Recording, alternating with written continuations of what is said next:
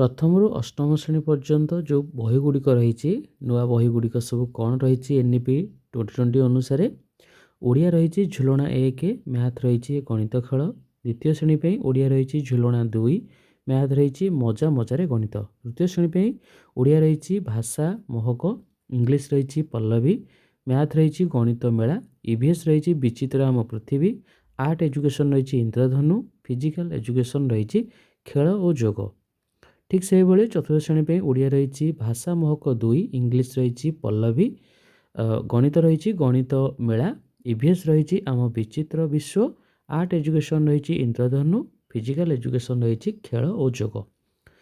ପଞ୍ଚମ ଶ୍ରେଣୀ ପାଇଁ ଓଡ଼ିଆ ରହିଛି ଭାଷା ମହକ 3, ଇଂଲିଶ ରହିଛି ପଲ୍ଲବୀ, ମ୍ୟାଥ୍ ରହିଛି ଗଣିତ ମେଳା, EVS ରହିଛି ଆମ ବିଚିତ୍ର ବିଶ୍ୱ, ଆର୍ଟ ଏଜୁକେସନ୍ ରହିଛି ନବରସ, ଫିଜିକାଲ୍ ଏଜୁକେସନ୍ ରହିଛି ଖେଳ ଓ ଯୋଗ।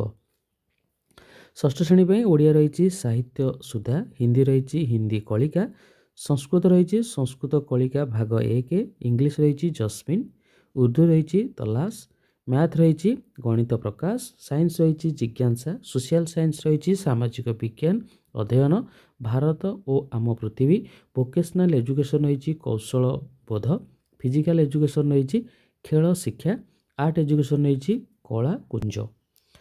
ଠିକ୍ ସେହିଭଳି ସପ୍ତମ ଶ୍ରେଣୀ ପାଇଁ ଓଡ଼ିଆ ରହିଛି ସାହିତ୍ୟ ସୁମନ, ହିନ୍ଦୀ ରହିଛି ହିନ୍ଦୀ କଳିକା, ସଂସ୍କୃତ ରହିଛି ସଂସ୍କୃତ କଳିକା ଭାଗ 2, ଇଂଲିଶ ରହିଛି ଜସ୍ମିନ୍, ଉର୍ଦ୍ଦୁ ରହିଛି ତଲାସ, ମ୍ୟାଥ୍ ରହିଛି ଗଣିତ ପ୍ରକାଶ, ସାଇନ୍ସ ରହିଛି ଜିଜ୍ଞାସା, ସୋସିଆଲ୍ ସାଇନ୍ସ ରହିଛି ସାମାଜିକ ବିଜ୍ଞାନ ଅଧ୍ୟୟନ, ଭାରତ ଓ ଆମ ପୃଥିବୀ, ଭୋକେସନାଲ୍ ଏଜୁକେସନ୍ ରହିଛି କୌଶଳବୋଧ, ଫିଜିକାଲ୍ ଏଜୁକେସନ୍ ରହିଛି ଖେଳ ଶିକ୍ଷା, ଆର୍ଟ ଏଜୁକେସନ୍ ରହିଛି କଳାକୃତି। ଅଷ୍ଟମ ଶ୍ରେଣୀ ପାଇଁ ଓଡ଼ିଆ ରହିଛି ସାହିତ୍ୟ ସୁରଭି, ହିନ୍ଦୀ ରହିଛି ହିନ୍ଦୀ କଳିକା, ସଂସ୍କୃତ ରହିଛି ସଂସ୍କୃତ କଳିକା ଭାଗ 3, ଇଂଲିଶ ରହିଛି ଜସ୍ମିନ୍, ଉର୍ଦ୍ଦୁ ରହିଛି ତଲାସ, ମ୍ୟାଥ୍ ରହିଛି ଗଣିତ ପ୍ରକାଶ, ସାଇନ୍ସ ରହିଛି ଜିଜ୍ଞାସା, ସୋସିଆଲ୍ ସାଇନ୍ସ ରହିଛି ସାମାଜିକ ବିଜ୍ଞାନ ଅଧ୍ୟୟନ, ଭାରତ ଓ ଆମ ପୃଥିବୀ, ଭୋକେସନାଲ୍ ଏଜୁକେସନ୍ ରହିଛି କୌଶଳବୋଧ, ଫିଜିକାଲ୍ ଏଜୁକେସନ୍ ରହିଛି ଖେଳ ଶିକ୍ଷା, ଆର୍ଟ ଏଜୁକେସନ୍ ରହିଛି କୃତି। ତ NEP 2020 ଅନୁସାରେ ଆପଣଙ୍କର ଓଡ଼ିଆ ମିଡ଼ିୟମରେ ଯେଉଁ ବହିଗୁଡ଼ିକ ସବୁ ନାଁ ପରିବର୍ତ୍ତନ କରାଯାଇଛି ଏବଂ ନ୍ୟୁ କିଛି ବହି ମଧ୍ୟ ଆପଣଙ୍କର ଆଡ଼୍ କରାଯାଇଛି। ଇଏ ରହିଲା ପ୍ରଥମ ଶ୍ରେଣୀଠାରୁ ଅଷ୍ଟମ ଶ୍ରେଣୀ ପର୍ଯ୍ୟନ୍ତ।